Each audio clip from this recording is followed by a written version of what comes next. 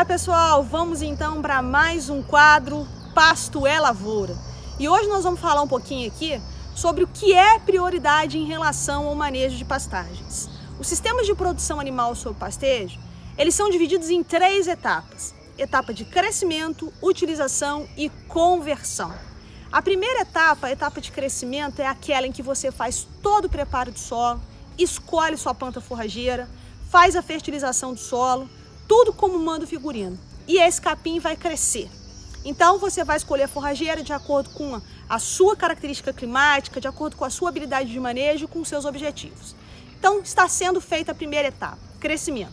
Após a forrageira ter crescido, nós vamos chegar então na nossa segunda etapa, que é a etapa que a gente vai chamar de consumo, que é a etapa de utilização. Tá? Então essa etapa ela é extremamente importante para o desempenho do seu animal sob pastejo. Essa é a etapa que a gente chama de manejo de pastagens. Então nesse momento em que a gente está oferecendo a forragem para que o animal consuma e depois faça a terceira etapa de conversão, é que a gente tem que ficar focado em fazer o melhor serviço da nossa fazenda, ou seja, investir os nossos recursos em manejo de pastagens.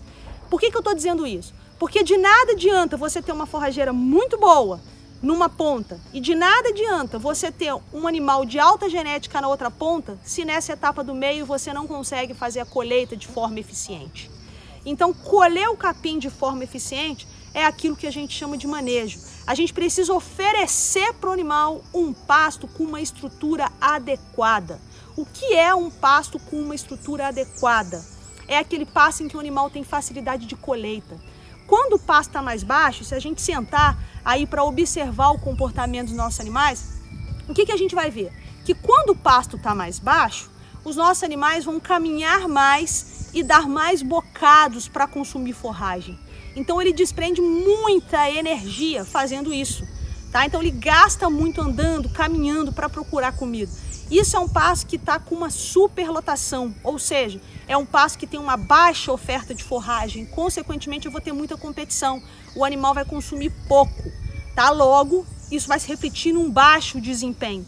Então eu preciso ajustar a lotação, ou eu vou tirar os animais, ou eu vou ter estratégia de manejo que aumente a minha produção de forragem, para que esse pasto então fique mais alto e eu facilite a colheita pelo animal. Por outro lado, se o animal está consumindo um pasto muito alto, muito macegado, aquele pasto passado, cheio de material senescente, o que vai acontecer? Rapidamente o animal vai ter a impressão de saciedade, ele vai parar de consumir, porque o rumen vai estar cheio de material que não vai ser utilizado por esse animal.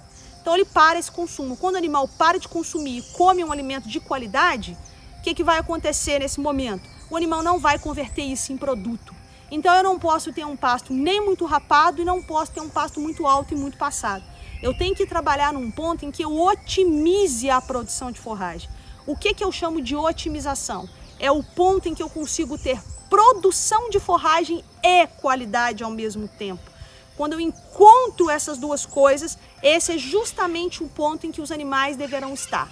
E como que eu faço, professora, para poder ter essa estimativa de saber se eu estou nesse ponto de encontro entre produção e qualidade de forragem? A altura do pasto é um excelente balizador. Ou seja, para grande parte das plantas forrageiras que nós temos disponíveis hoje, nós vamos ter as alturas de entrada e saída para o rotacionado e vamos ter também a altura média de manutenção numa lotação contínua. Vou dar um exemplo para vocês. O capim mombaça, muito utilizado em sistemas rotativos no Brasil.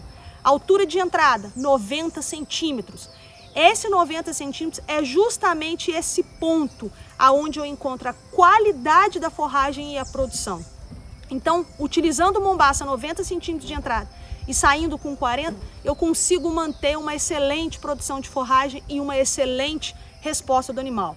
Capim marandu em lotação contínua é uma planta forrageira que deve ser mantida numa altura em torno de 25 centímetros. Se eu tenho os meus animais no marandu e eventualmente esse pasto abaixo, ele chega ali a 18 centímetros, significa dizer que eu estou com muito animal. Então eu tenho que mexer nessa lotação, retirar animal.